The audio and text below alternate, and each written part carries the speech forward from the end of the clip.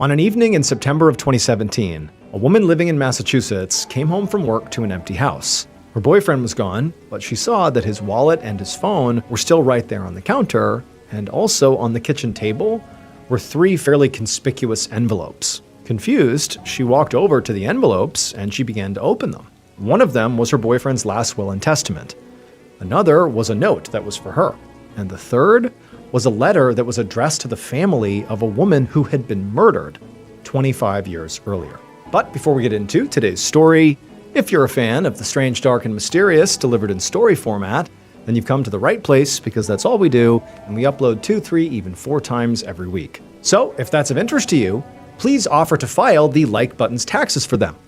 But don't do their taxes and simply throw their documentation in the trash. Also, please subscribe to our channel and turn on all notifications so you don't miss any of our weekly uploads. I've just launched a new channel for those kindred spirits who want to dive a little deeper into the unknown. Hit the link below to join me there. Let's keep our late night conversations going in a slightly more intimate space. Okay, let's get into today's story.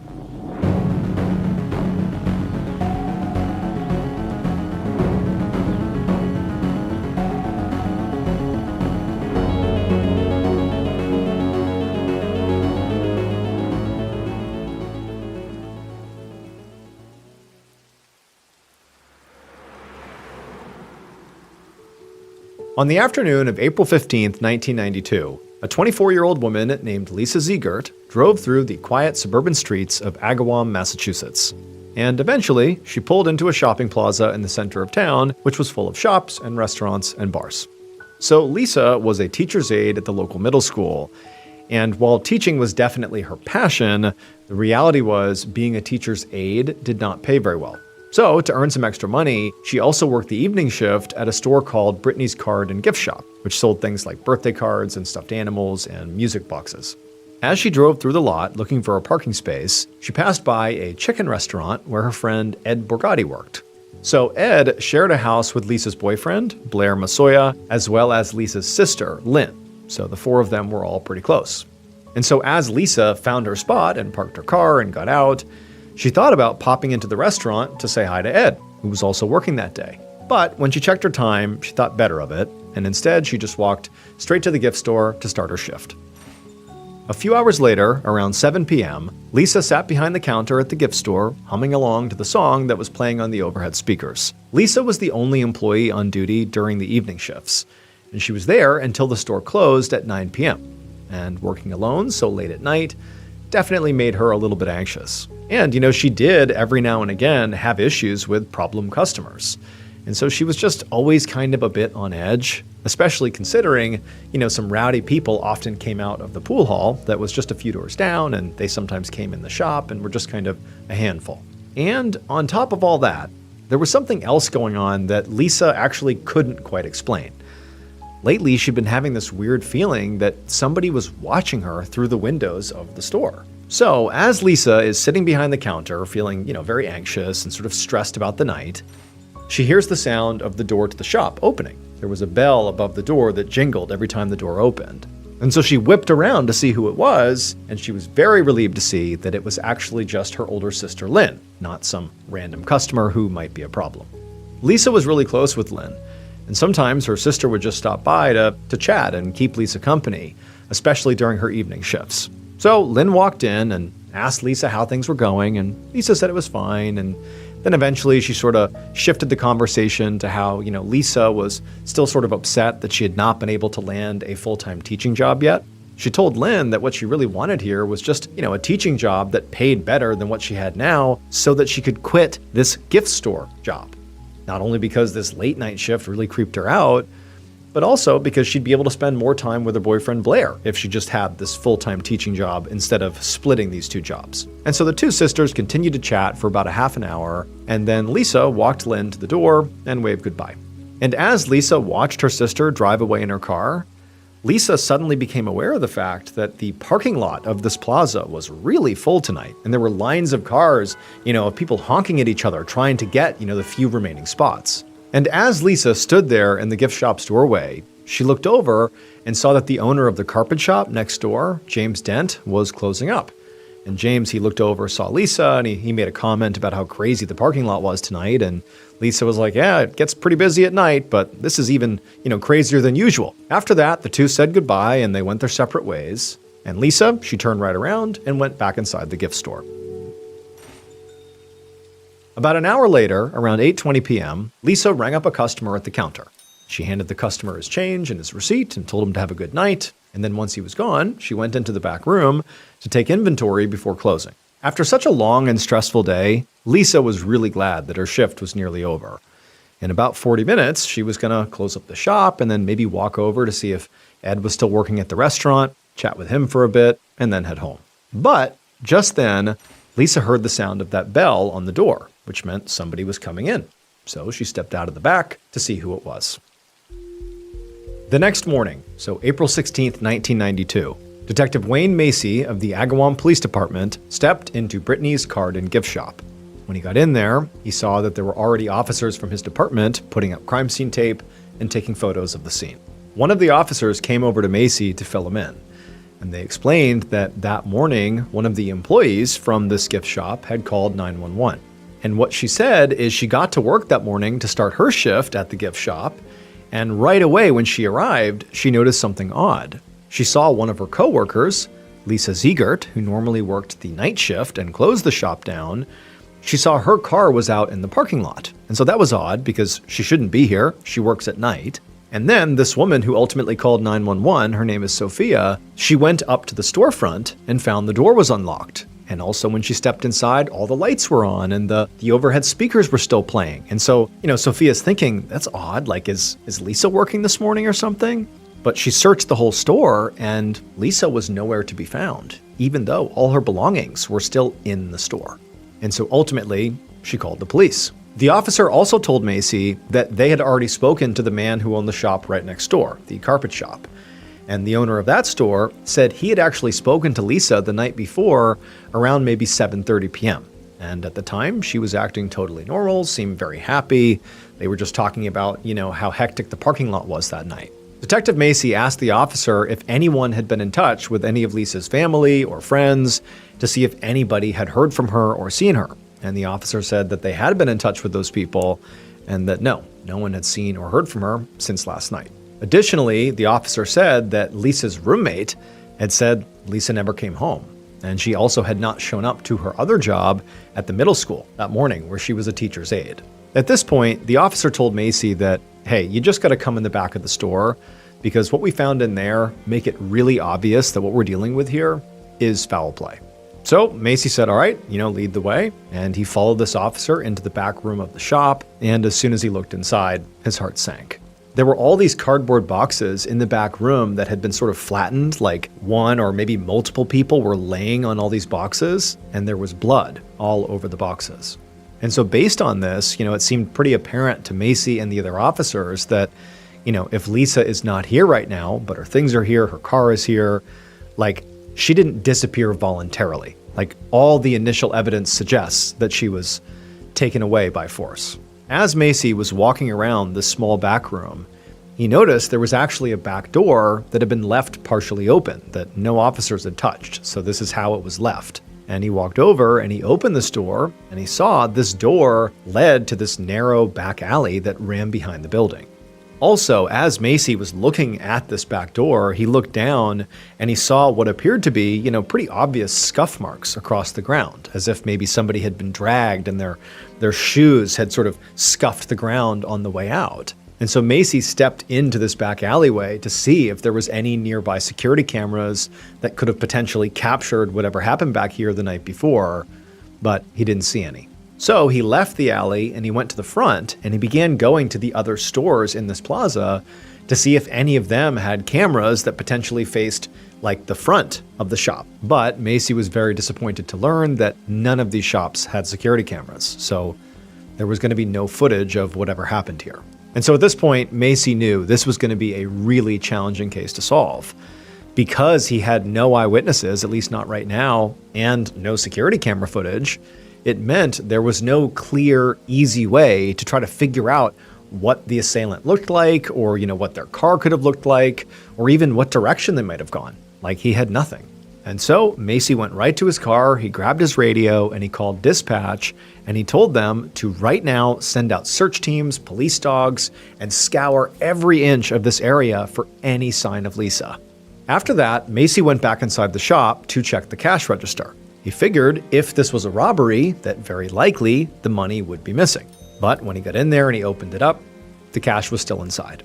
But Macy knew that violent attacks by random strangers was pretty rare. More often than not, people who get killed or people who get kidnapped, their perpetrator or perpetrators are people they know. At some point, Macy pressed a few buttons on the cash register, and it began to spit out this paper log of all the most recent transactions.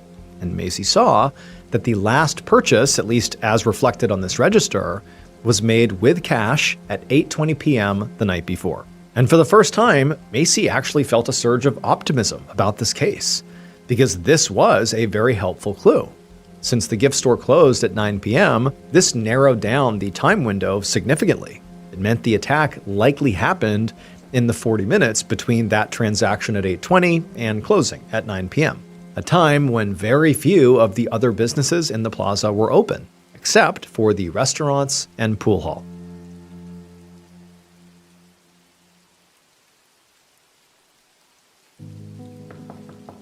That afternoon, Detective Macy knocked on the door of Lisa's parents' house. The search at the shopping plaza was now fully underway, and a team of officers was already searching Lisa's apartment across town for clues.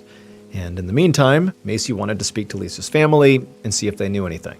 When Lisa's mother opened the door, she looked frantic, but she also seemed relieved that a police officer was finally there to fill her in on what was happening. And so she told Macy to come in. And Macy stepped into a house that was absolutely buzzing with activity. As the detective entered the dining room, he saw that at least a dozen people, most of them around Lisa's age, were gathered around the table.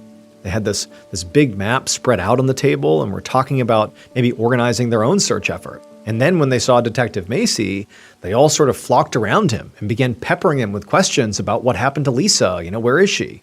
Macy told the group, which consisted mainly of friends and some family, that he would speak to all of them one by one, but in an orderly fashion. And he would start with Lisa's mother. The group seemed to understand this and kind of naturally throttled back. And then at that point, Macy took Lisa's mother, they went into the living room, and they sat down to talk. The first question he asked her was, do you know of anybody out there who might have wanted to harm your daughter?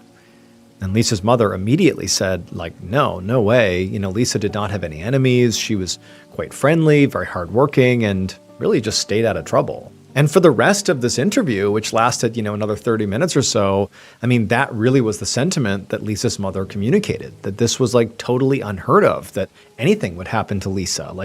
She never did anything wrong. She had no problems. She had no enemies. I don't know what happened. And so Macy, after speaking to the mother, would also speak to Lisa's father, her two sisters, and her roommate. And then also he would speak to her boyfriend Blair and Blair's roommate, Ed Borgatti. Blair seemed really broken up about his girlfriend's disappearance. When Macy asked where he had been the night before, Blair said he was at his mother's home for most of the night, except for a quick trip to CVS. He said he didn't remember the exact time he went there, but he definitely had the receipt back at home. And when Macy spoke to Ed, so Blair's roommate, Ed also seemed really upset about what happened to Lisa. He told Macy that he and Lisa were definitely good friends and they worked near each other in that shopping plaza. And he said he'd actually been working at the chicken restaurant around the same time of Lisa's disappearance. Again, most violent attacks are not committed by strangers. They're committed by people who know their victims. And here was a potential suspect who not only, knew Lisa very well, but was also just a few hundred feet away when she was attacked and potentially abducted.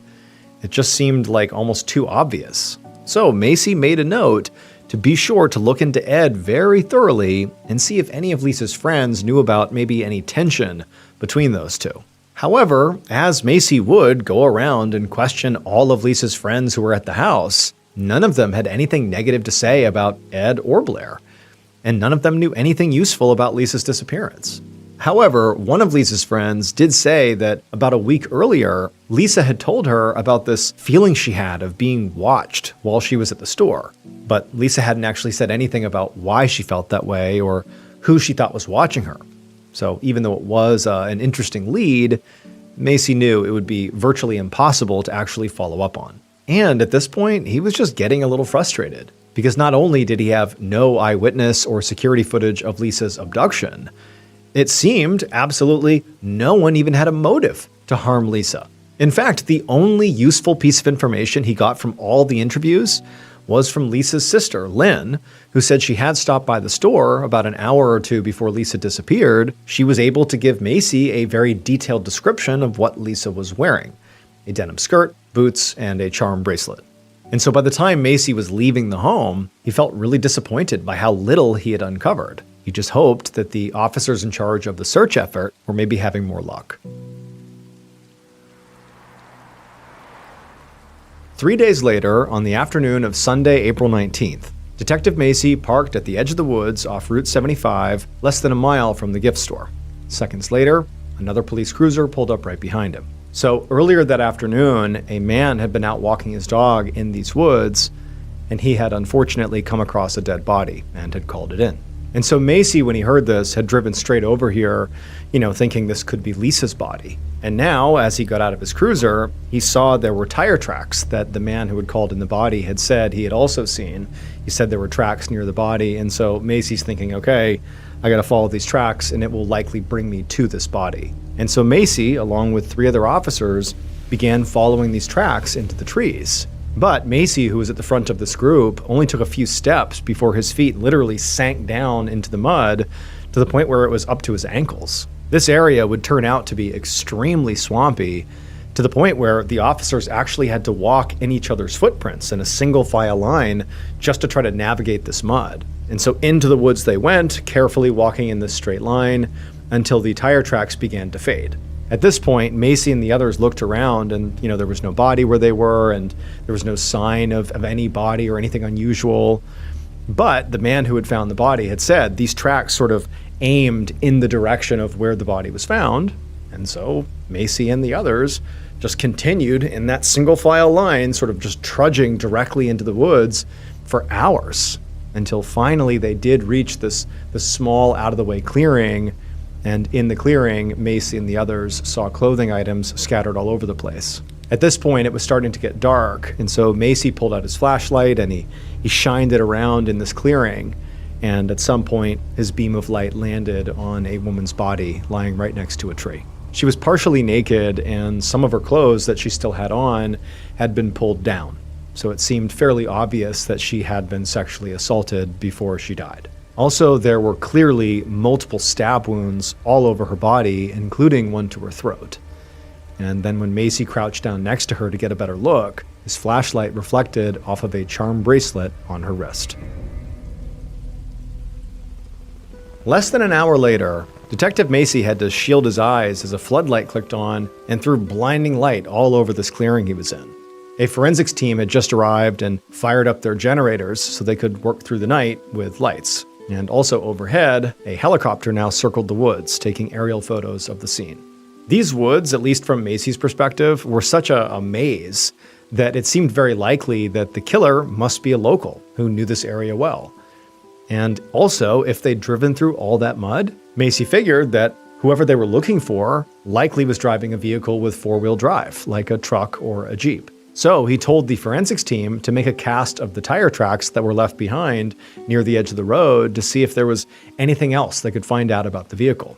And then Macy also quietly was sort of crossing his fingers that this forensics team would also be able to hopefully find a trace of the killer's DNA on Lisa's body.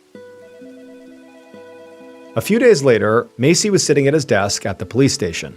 The phones in the bullpen were ringing more than usual that day, but Macy was doing his best to shut the noise out and just focus on the reports that were on his desk. The forensics team had found DNA on Lisa's body, and so now Macy had to make a list of all the potential suspects that he would need to collect DNA samples from to see if any of them were a match to the DNA found on Lisa's body. Lisa's boyfriend, Blair, seemed like an obvious suspect, even though none of Lisa's friends or family had known about any problems in their relationship. Blair also had handed over that receipt from CBS that confirmed he was there around the same time that Lisa was abducted. But it would have only taken about, maybe 3 minutes to drive from the CVS to the gift store. So it seemed, completely possible to Macy that, Blair could have attacked Lisa while he was out and just also grabbed this CVS receipt to sort of build an alibi, but a shaky one. Another strong suspect was actually Blair's roommate, Ed. His alibi was that he'd been working at a restaurant right next to the gift store when Lisa was kidnapped, which just seemed way too convenient.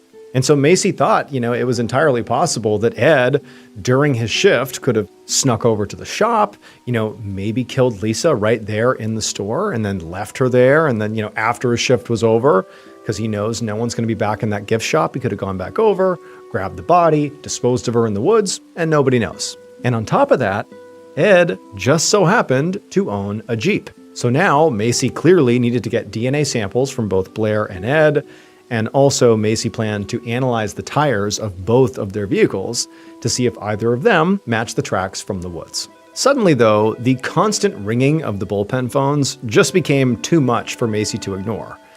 And so he stood up from his work, sort of annoyed, and he walked over to see, what was going on. Why are there so many calls happening right now? And one of the officers that was out there said all these calls were for the Lisa Ziegert tip line. Macy was sort of surprised to hear that. He knew the tip line had been set up, but for the past few days, there really hadn't been many calls. But the officer told Macy that, the floodlights in the forest and the helicopters flying over the woods the night before had really caught the attention of the local news. And as soon as word got out that, Lisa's body had been found out there, almost everyone in Agawam seemed to have a theory about what had happened, and now they were calling in their theory.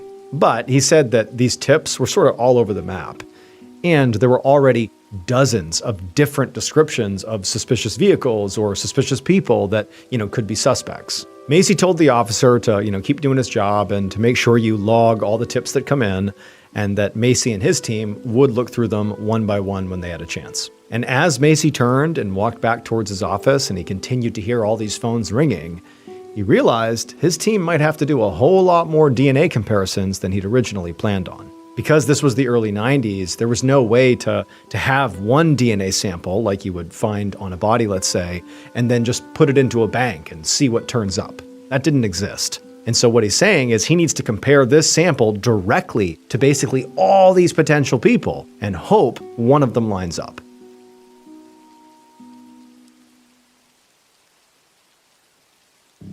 One full year later, on a morning in 1993, Detective Macy dug through a cardboard box full of police reports and interview notes. There were dozens of boxes just like this one stacked all over his office, and they were all full of files on the Lisa Ziegert investigation.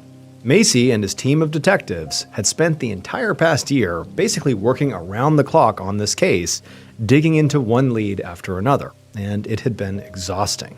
Since Agawam was such a small town, Lisa's murder was all anyone could talk about, and the detectives had received hundreds of tips on Lisa's case. The police station even had to install extra phones to handle all the calls. And no matter how far-fetched the tips seemed, Macy's team looked into each and every one. For example, there was a woman who worked at the all-female gym that Lisa used to go to who had called in and said there was this man who showed up at their gym every day at 3 p.m. and he would buy frozen yogurt from the juice bar. But while he ate the yogurt, he would just stand there and eat it, sort of staring out at all the women. And to this woman, this employee, she felt like he could be the killer. Another tipster had called in and said they actually had seen a police car parked right near the gift store around the time Lisa was abducted. And when Macy heard this, he ordered a DNA test from every single officer in the department, but none matched. There was also another wild theory that Lisa's boyfriend, Blair, apparently had a secret romance with his roommate, Ed. And Ed had apparently killed Lisa because Lisa found out about it. Somebody else had called in and said that their friend had borrowed their car on the day Lisa was killed, and when they returned the car, apparently there were bloodstains in it. So they were basically saying, look into my friend. And then also, there were all these women who called in basically saying their husbands did it. Whether or not there was merit there, wasn't clear, but lots of husbands were getting accused. There were also dozens of tips that were just too vague to do anything with.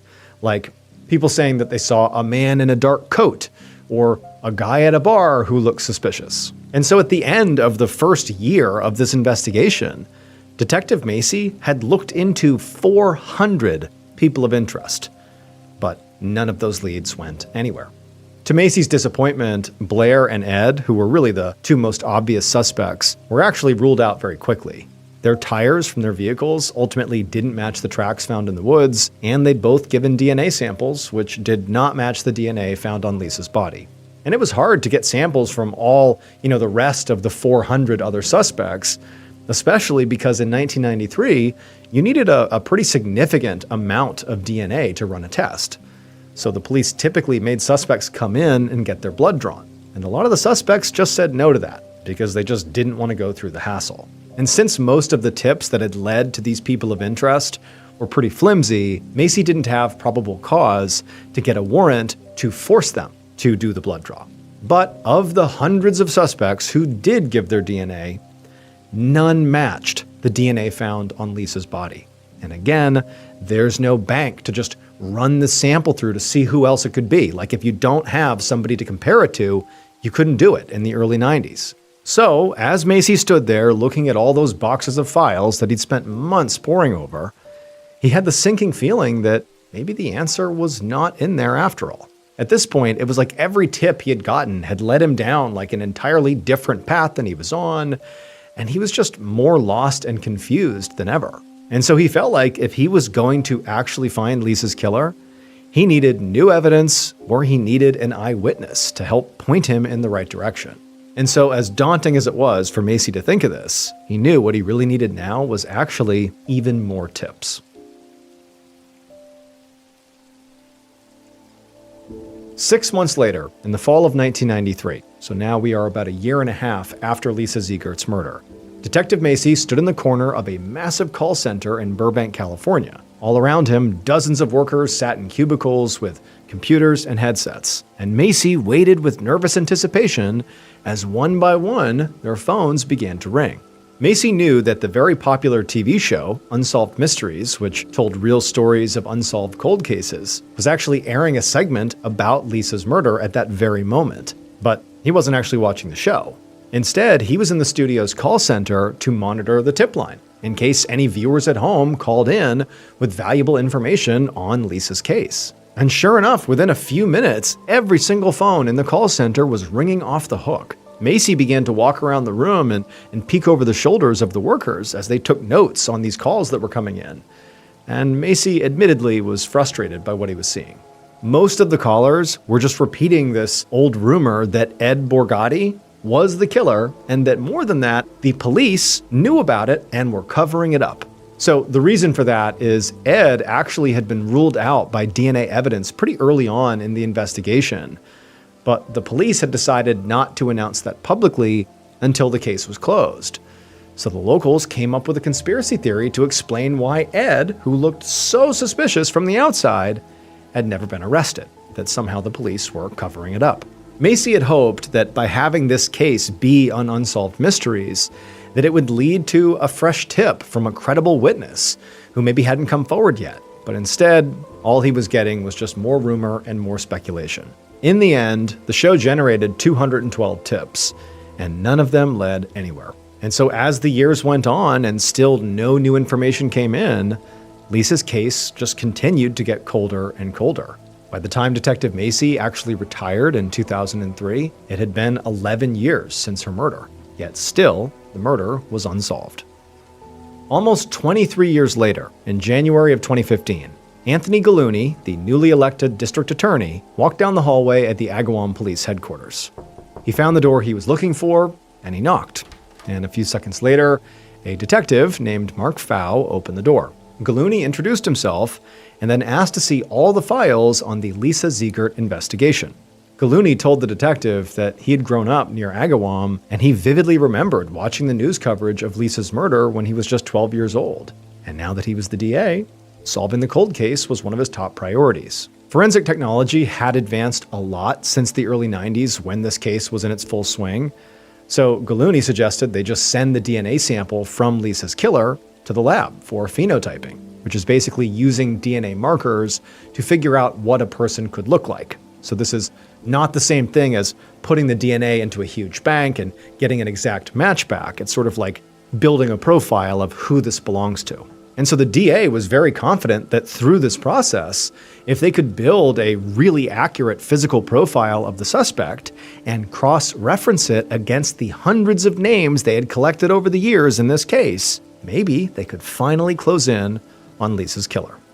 It would take over a year and a half for this process to be completed, but in September of 2016, DA Gallooni held a press conference to announce the results of the phenotyping. And so, during this press conference, a composite sketch of the killer appeared on the screen behind the DA. And all it showed was a Caucasian man with dark hair and either brown or hazel eyes, which does seem like not a whole lot of new information. But remember, this is sort of like, definitely, this person looks this way. This is not like we think he looks this way.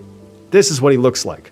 And even though none of the investigators on the case actually recognized the face in the sketch, Gallooni hoped that somebody in the public, from this press release, would recognize him. So after the press conference, Gallooni went back to the police station, and with the help of a state trooper, they began sorting through the massive cabinets full of files on Lisa's case. They put together a list of every person of interest who had previously refused to give a DNA sample, and they were able to narrow it down to 11 suspects who fit the phenotype profile who didn't give their DNA sample. At that point, Gallooni pulled together all the evidence that he had against those 11 people, and he used it to secure warrants, forcing each of them to actually give their DNA. But before those DNA results even came back, Gallooni got a very unexpected phone call. And as he listened to the voice on the other end, his heart began to pound, because he knew after, 2.5 decades here, he finally knew exactly who had killed Lisa Ziegert. Based on a written confession and DNA evidence, this is what police believe happened to Lisa Ziegert on April 15th, 1992.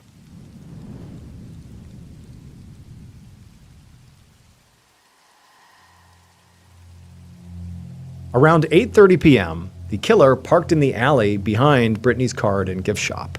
Then they walked around to the front of the store and hid behind a car and stared in the window and just watched Lisa. The killer had always been fascinated by abduction and bondage ever since they were young. And they had done their best to try to, keep those fantasies inside and not act on them. But when they had met Lisa, it was like their urges became just too powerful to control.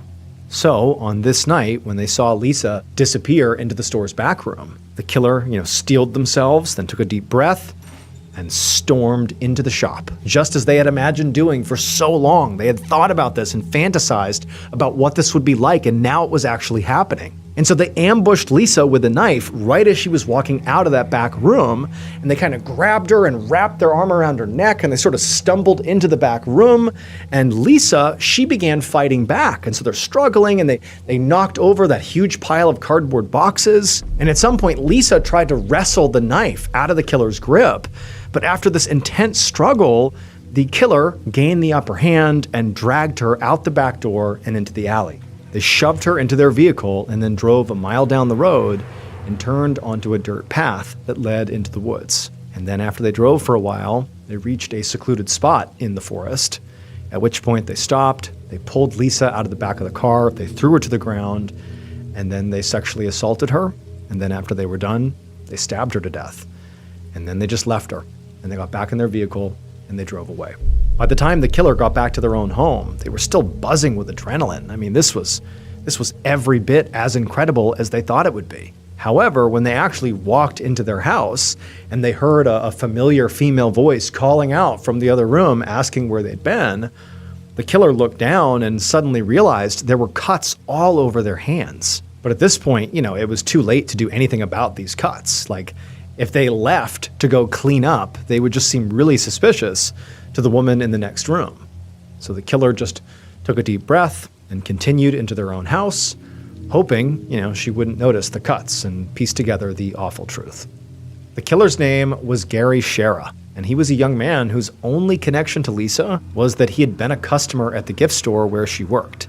And so, the police had sort of begun the investigation with this idea that this really couldn't have been a random attack of sorts. But in reality, it sort of was. Police believe that just a few weeks before the murder, Shara had visited the shop just to buy a music box for his wife. Like, that actually was the reason he was going. It was not to just scout for a victim. He just went into the store to buy this gift. But when he saw Lisa working there, he sort of immediately became obsessed with her. And then that obsession ultimately turned into murder. In January of 1993, Shara's wife, who was the woman in the other room who called out to him asking where he had been on the night of Lisa's murder, she, the wife, ultimately called in a tip suggesting that her husband might have been involved in this murder, but the police decided the tip was not credible because Shara's wife was, one, an alcoholic, and two, Shara and his wife were in the middle of this heated divorce, and so it seemed like this could be revenge. And then also remember, there were all these other women calling in, basically suggesting their husband was the killer. So this is like one of many, and they had to filter some of them out. This one got filtered out. So ultimately, Shara's name sort of got buried amid the hundreds of other suspects until 25 years later, when police served him a warrant for a DNA sample. He was one of those 11 people who fit the phenotype who had not given a sample. And realizing he was about to get caught, he left his girlfriend a letter confessing to the murder and actually tried to end his own life, but he survived. Following his failed attempt to take his own life, Gary Shara was tracked down at the hospital and arrested on September 16, 2017.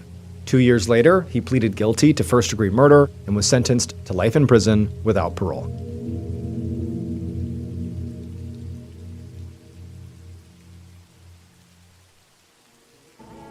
Thank you so much for watching.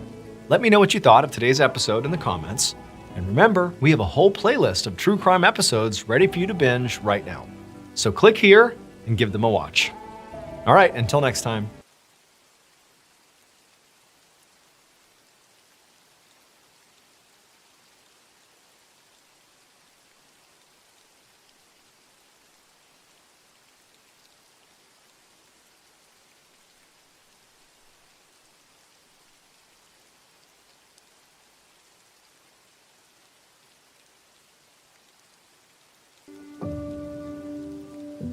In the early evening of August 28, 2003, 83-year-old Eric Hingston was sitting up in bed trying to catch his breath in the small village of Plympton in the southwest of England.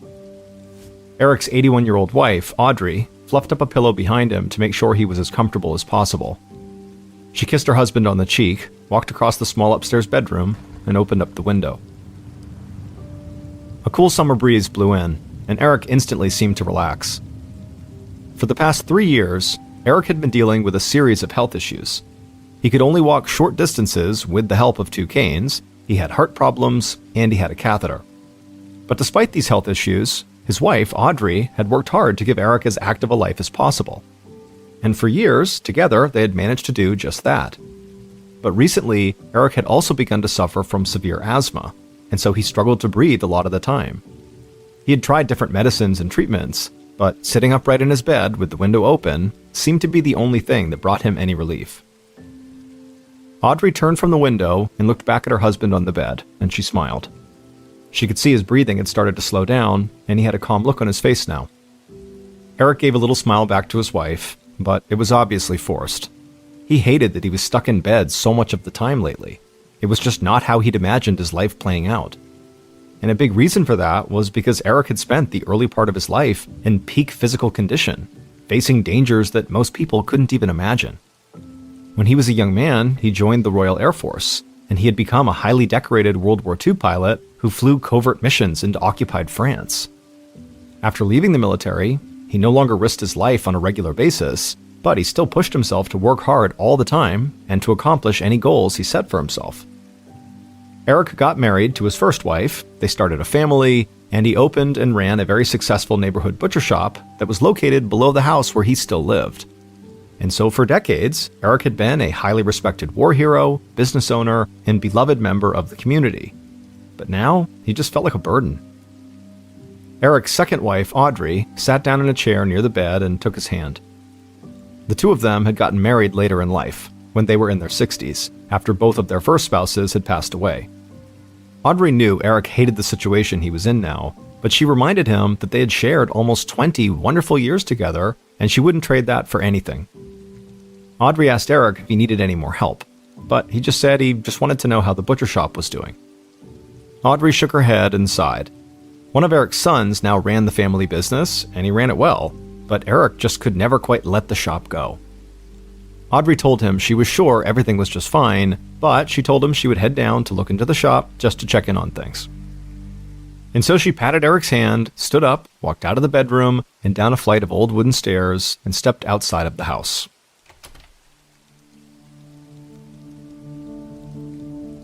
The street where Audrey and Eric lived in the suburban village of Plimpton had barely changed in decades. The butcher shop was connected to the house, but it had its own entrance, and right next door was a popular old neighborhood pub. Stone houses lined the little neighborhood, and Audrey could see the spires of St. Mary's Church, which dated back to the 1300s, rising up in the distance. Audrey walked just a few feet to the entrance of the butcher shop. A bell rang above the door as she stepped inside, and right away she saw Eric's son, James, standing behind the counter and slicing into a piece of meat for a customer. James waved at Audrey, and she walked over, and the two spoke for a few minutes. Eric's children and Audrey's own children had been adults when the couple first got together, so Audrey hadn't played any part in raising Eric's kids. But she'd always gotten along well with all of them, and she was thankful that James had dedicated himself to keeping the family shop up and running.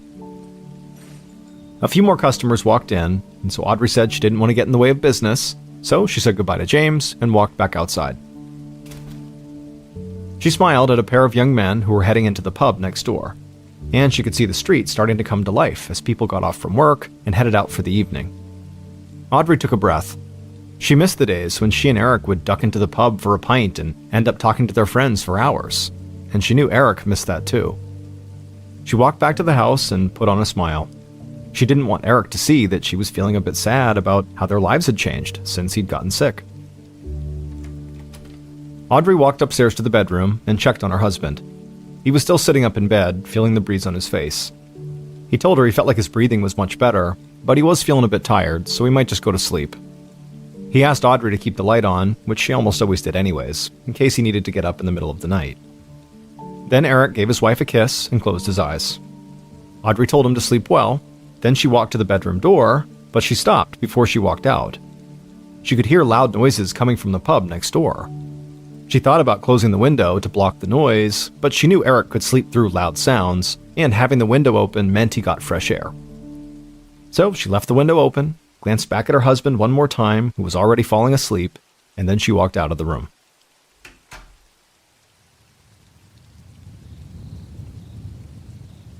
At 3:45 a.m. on the following day, August 29th, so several hours after Eric had gone to sleep, Audrey was back in his bedroom, but this time she just stood there in the doorway, trembling. She looked at the open window and then down at the floor, and she felt confused and scared. She slowly walked across the room, picked up the phone on the bedside table, and took a deep breath. With her hands shaking, she dialed 999, the emergency number in the United Kingdom.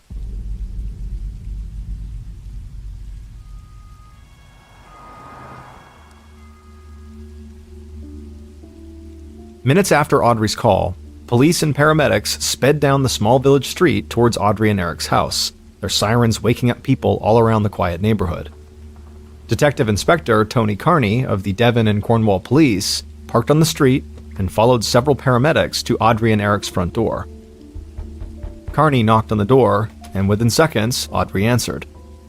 The sight of this small, frail-looking older woman in her bathrobe hit Carney hard. She looked terrified, and when Carney introduced himself to her, he could tell she was confused and struggling to put words together. Carney made sure the paramedics could get inside the house and head upstairs to the bedroom, but Carney stayed at the door with Audrey. Carney's first thought was that this poor woman should not be here while the police searched her house. She should be somewhere else where she felt safe and calm. Carney also knew he was dealing with a crime scene here, and he didn't want Audrey to accidentally touch or move potential evidence. So he asked her if there were any family members she might be able to stay with while the police were inside of her home. Audrey looked up at him and slowly nodded. She said her son was a retired police inspector and he lived not too far away. Carney signaled for another officer to come to the door, and he arranged for him to drive Audrey to her son's house. Once Carney felt sure that Audrey would be looked after, he put on his gloves, stepped inside the home, and walked upstairs to the bedroom. And when he got up there, he felt like he'd stumbled into a TV crime drama or something. Because on the floor of the bedroom, he saw all the paramedics gathered around Eric Hingston, who had clearly been dead when they got there. And Eric had been brutally stabbed in his collarbone. On several British TV shows, murders took place in small English villages every week. But in reality, murder cases in places like Plimpton were virtually unheard of. And specifically, the murder of an older man in his 80s like Eric was just really not something that ever happened anywhere near here. Carney glanced around the bedroom. All of the dresser drawers had been pulled open, and clothes covered most of the wooden floor. He looked over at the open window, and on the windowsill, he saw a black plastic bin liner, the British term for trash bag. He walked over to the window, looked in the bag, and saw several pieces of expensive jewelry inside. And something outside the window also caught his eye. Carney leaned out, and in the glow of a single outdoor light, he saw a metal ladder perched against the house just below the bedroom window. Just then, Carney heard someone calling his name. He leaned back inside from the window, turned, and saw a small team of forensics officers entering the bedroom. Carney asked the paramedics to clear out, and he gave the forensics team a few minutes to search the room without getting in their way. And soon, it was pretty clear that all the investigators and first responders believed the same thing. This had to have been a robbery gone bad. Someone must have climbed up the ladder into the bedroom, stolen some jewelry, and then Eric must have woken up, tried to stop them, so they killed him.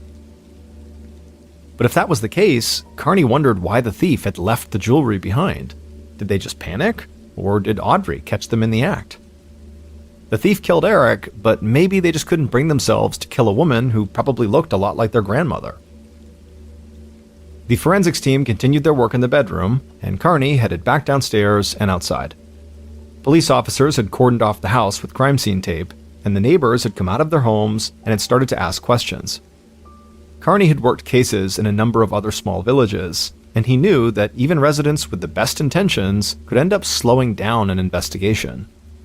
News about crimes in these small towns, especially a violent crime, spread fast and led to wild rumors and speculation and misinformation. And people would start calling the police, claiming they saw dangerous criminals on every street corner and in every pub. Carney walked back to his car and called into the station.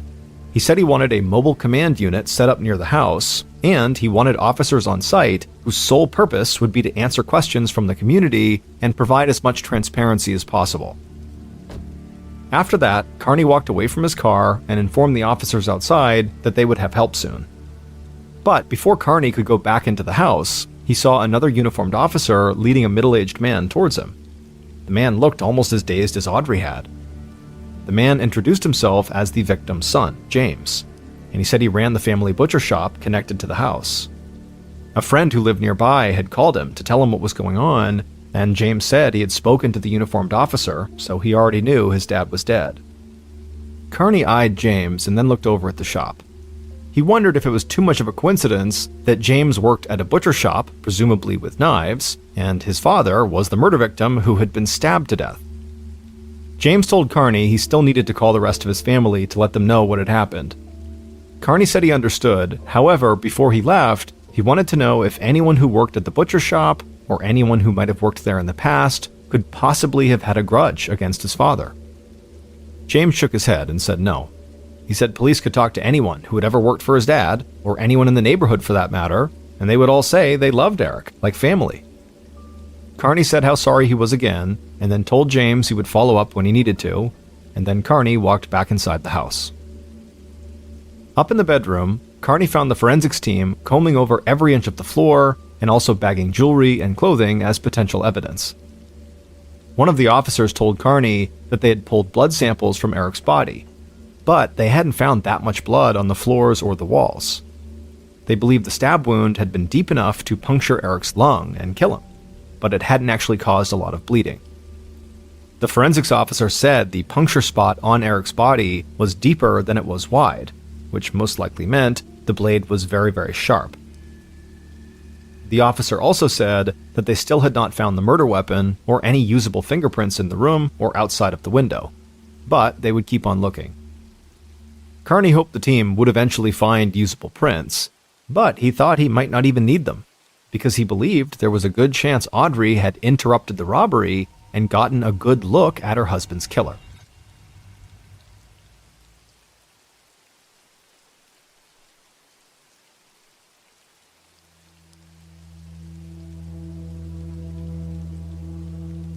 On August 30th, so a day after the discovery of Eric's body, Carney and his partner, Neil Treby, knocked on the front door of a small house in a town not far from Plimpton.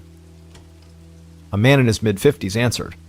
He told the investigators that he was Audrey's son, and that yes, he was a retired police detective sergeant. Carney and Treby felt lucky their potential main witness's son was a former cop. He could help them explain what was happening in the investigation to his mother, and also maybe make her feel safer and more comfortable when she was speaking to them. Audrey's son led them into the front room of the house, where Audrey was sitting on the couch. Somehow, she looked even smaller and more frail than the day before, when Carney had met her. But Audrey smiled and politely asked if the officers wanted a cup of tea or coffee. They thanked her, but they said they were fine for now, and then Audrey's son sat down next to his mother, and the investigators sat in chairs across from them. Carney said how sorry he was for her loss. He knew this must all be frightening and confusing.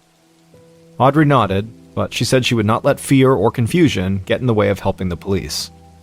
And then, without any prompting, she said she had seen the men who killed her husband in the bedroom.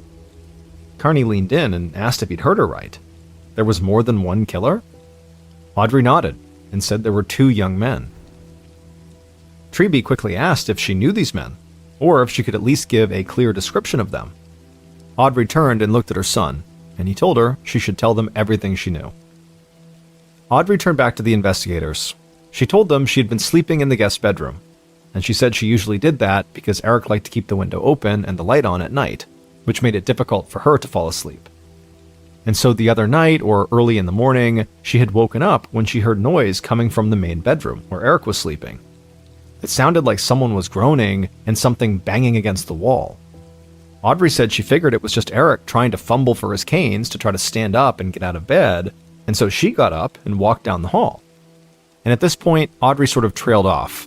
She seemed like she couldn't go on with her story. The investigators didn't want to push her, but her son gently encouraged her to keep going. And at some point, Audrey did begin talking again. She said when she got to the bedroom, her husband was lying on the floor, bleeding, and there were these 2 young men standing over him. One was holding a knife, and the other was holding a plastic bag. She screamed, and when she did, they ran for the window, climbed out, and disappeared. However, the one that had been holding the bag dropped the bag on the way out. But Audrey said before they escaped, she did get a good look at them. She said she didn't know their names, but she definitely recognized them from the village, and they were really distinct looking. She said one was kind of short, maybe 5'8", and the other was at least 6'1", and he wore bright white pants and a deerstalker hat, just like the one Sherlock Holmes wore. Carney glanced over at his partner. He didn't say anything, but a killer wearing bright pants and also wearing a Sherlock Holmes-style hat seemed really bizarre, sort of like he was on some fictional TV crime drama. Carney asked Audrey if she wouldn't mind giving a detailed description of these 2 men to a police sketch artist. He also said that he didn't want to pressure her, but if she was willing to go on TV and speak directly to the public about what these men looked like, it could be helpful. Audrey turned and spoke to her son for a few moments, and then after that, she turned back to the investigators and nodded her head. She agreed to do anything that would help get her justice for her husband and bring some closure for his kids.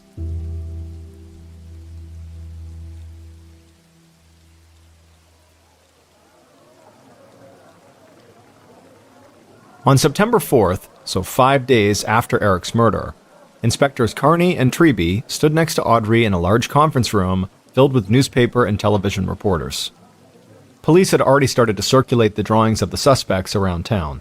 But Plimpton was just one of several small villages that surrounded the much larger city of Plymouth, so the investigators believed getting the description out on television was key to reaching more people across the entire area.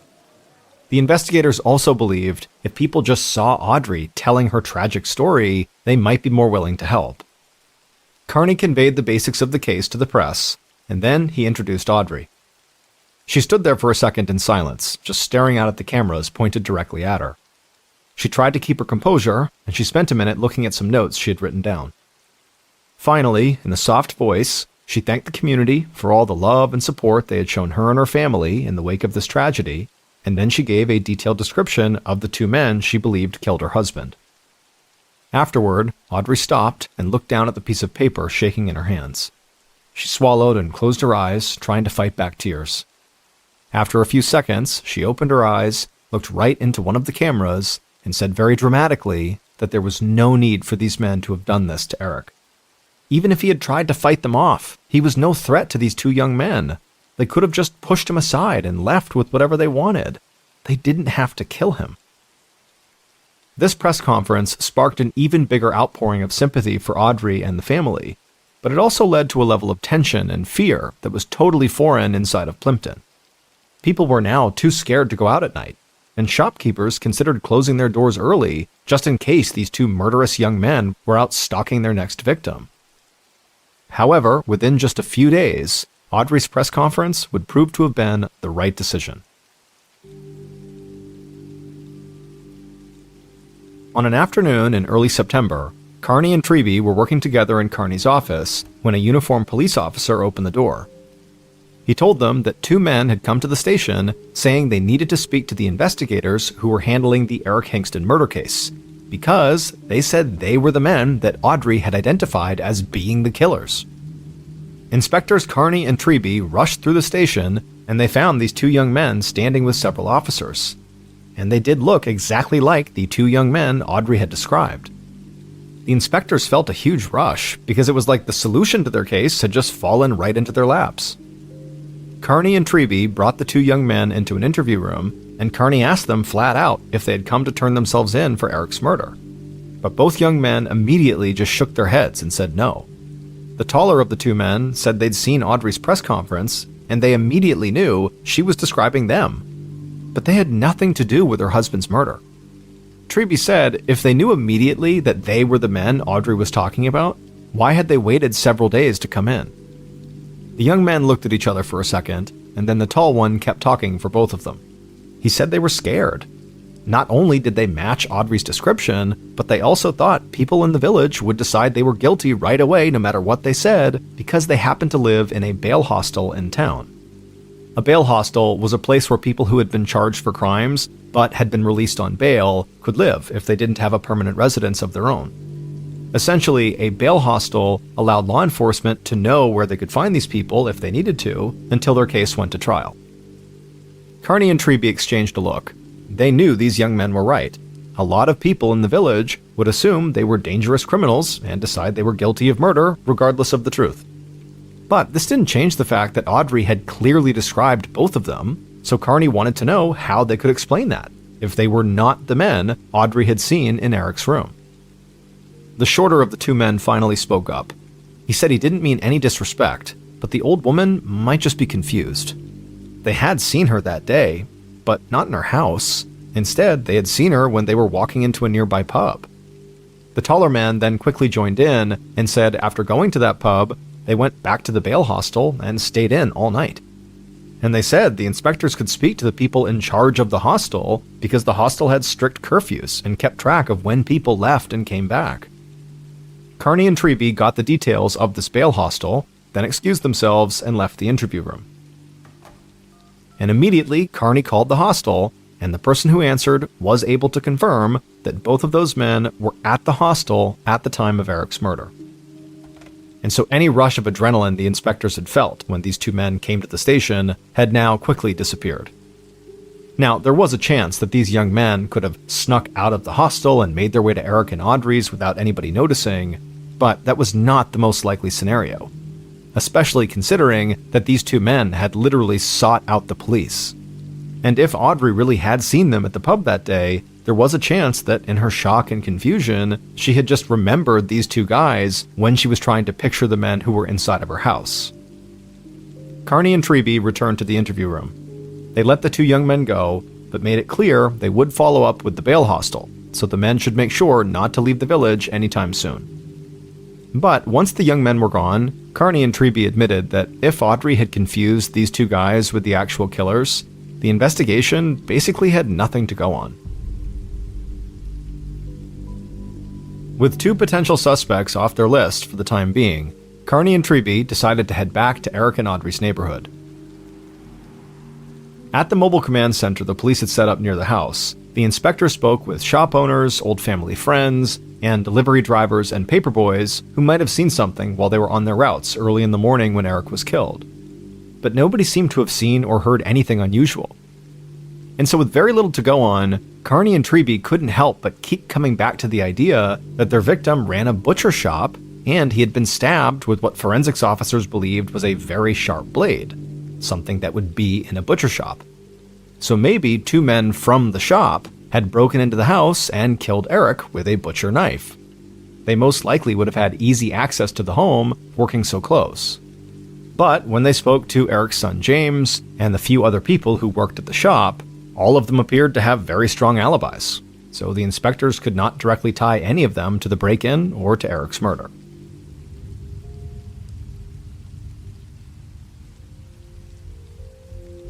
On September 11th, 2 weeks after the murder, Carney and Treby started to feel like the case was already slipping away from them. Their interactions in the community had not yielded any new evidence. Forensics officers had returned to the house, but still had not found any usable prints, and test results from the blood samples taken from Eric's body and the bedroom floor only matched Eric. And to make things even more bleak for the investigation, several people connected to the bail hostel had now officially corroborated the young men's alibi. So it seemed like the killer in the bright white pants with the Sherlock Holmes hat was really just a product of Audrey's fear and confusion. That day, while Carney and Treby continued to look for anything they might have missed in their case files, they suddenly got a call from a police officer in a nearby town. They put the call on speakerphone, and they could both tell right away that this officer sounded upset. He said he had been dispatched to Audrey's son's house because Audrey had attempted suicide by overdosing on pills. The officer said that paramedics had gotten Audrey to the hospital fast enough to save her life, but he also said he had found a suicide note on site, and the note read, "Please catch the terrible people who ruined my life. I cannot live without Eric." As soon as Carney and Treby hung up, a sense of guilt hit both of them. They knew their investigation had not really been going on that long, but the fact that they still had not found the killers had clearly taken a toll on Audrey. Carney and Treby left the station and headed right to the hospital to check on Audrey in person. When they arrived, they learned that Audrey was okay, however, for now, she just needed to rest and recover on her own. So the inspectors, instead of speaking to Audrey, spoke briefly with a social worker who had met with Audrey when she was first brought into the hospital. And after this conversation, the inspectors decided they needed to start from scratch. There had to be something inside of Audrey and Eric's house that they and their team had simply missed, and they had to make sure they found it before anything like the suicide attempt happened again. Not long after this hospital visit, Carney and Treby led their investigative team back to Audrey and Eric's house. And this time, they wanted to recreate the robbery and murder as best as they could, hoping this might lead to hidden fingerprints or some new idea about what could have happened.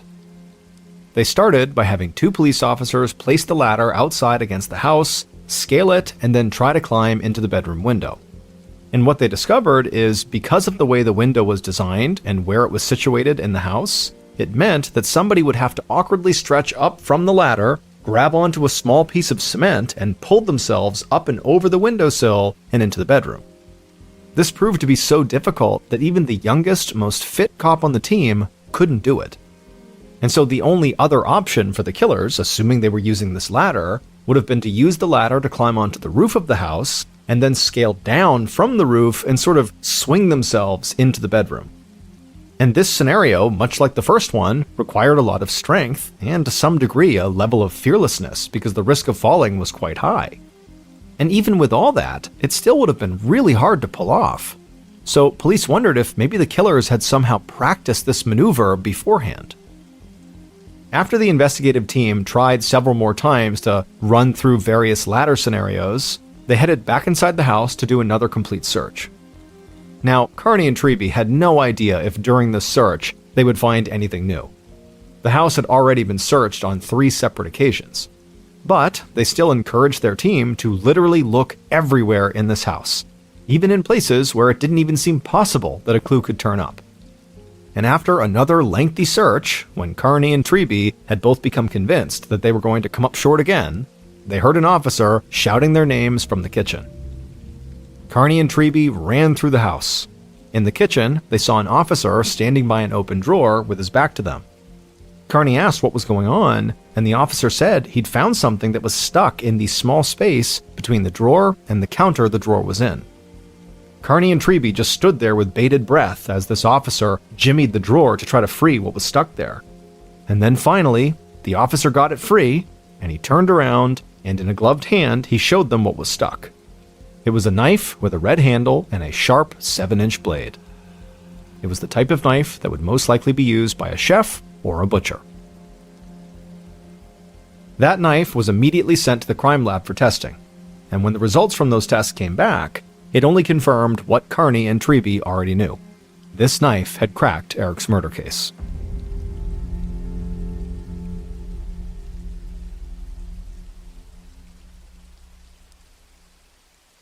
Based on test results from the crime lab, forensic evidence, and interviews conducted during the investigation, the following is a reconstruction of what police believe happened to Eric Hingston.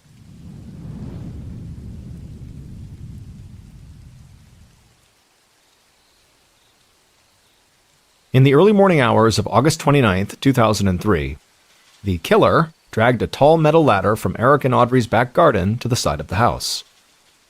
It was dark, except for a couple of house lights on the street, and the neighborhood was completely quiet. The killer placed the ladder against the house beneath the bedroom window, and as they placed it there, the metal of the ladder clanged against the concrete of the house, and the killer froze. They looked around nervously, but there were no signs that the noise they had just made had attracted any attention. So, after that, the killer, instead of walking up the ladder, walked around to the front door of the house and went inside. And they headed up the stairs, holding a sharp 7-inch blade in one hand and a plastic bin liner in the other. Each step they took on the staircase made the house creak, so the killer moved slowly, trying to make as little noise as possible. The killer reached the top of the stairs, walked down a short hallway, and entered the bedroom where Eric was sleeping. The light was on, and the killer saw Eric sitting up in his bed. However, he was fast asleep. The killer placed the plastic bag down on the floor, then took a breath, gripped the knife tight, and walked across the room. They stood over the side of the bed, staring down at Eric. Then they raised the knife up and slammed it down into Eric's collarbone. Eric woke up, wheezing and trying to scream. Blood began running down his shirt, and he used all of his strength to pull himself up out of bed, but as soon as he was up, he just collapsed and fell to the floor. The killer just stood there, watching Eric as his breathing got slower and more strained until Eric went still. He had died. The killer then walked to the dresser, opened up the drawers, and began tossing articles of clothing all over the floor. When they had almost emptied the dresser, they stopped, went over and grabbed their bin liner, and then walked over to a jewelry box that was sitting on the bedroom vanity, and they dumped most of the jewelry that was inside of it into the liner. The killer carried the now full bag across the room and placed it on the windowsill. Then they looked outside through the open window to make sure the ladder was still in place, and it was. Satisfied, the killer left the bedroom, went downstairs, but instead of going outside, they went into the kitchen, and they calmly hid the murder weapon in the space between a kitchen drawer and the counter. After that, the killer walked to the front room, sat down on the couch, and waited almost 2 hours before they called the police to report a robbery and a murder that had taken place inside of their own home.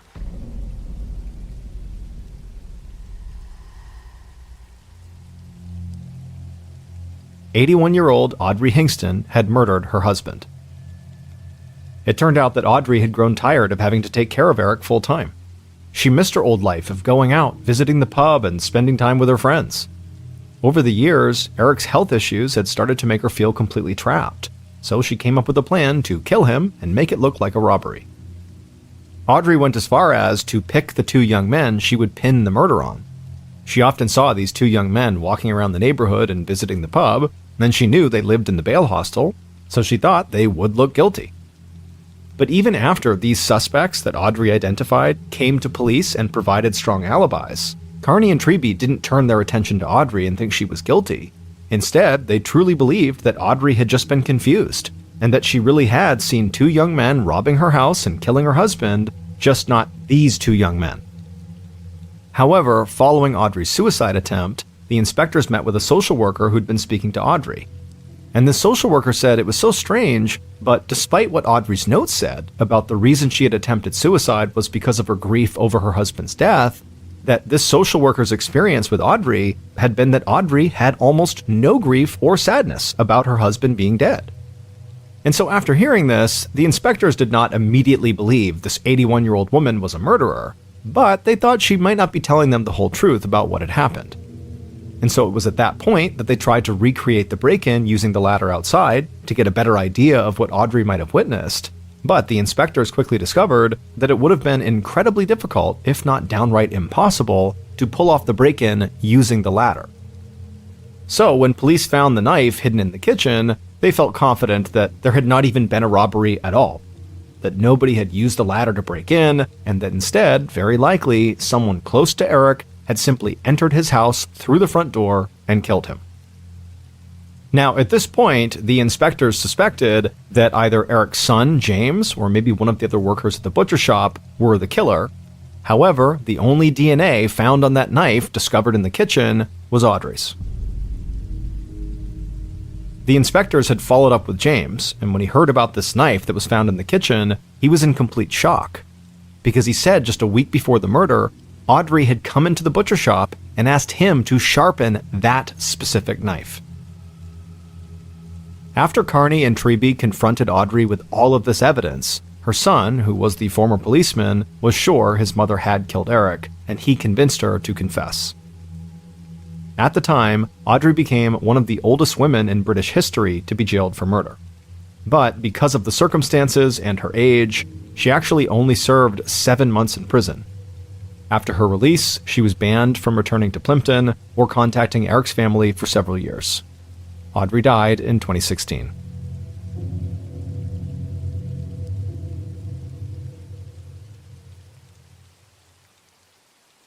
A quick note about our stories. They are all based on true events, but we sometimes use pseudonyms to protect the people involved, and some details are fictionalized for dramatic purposes.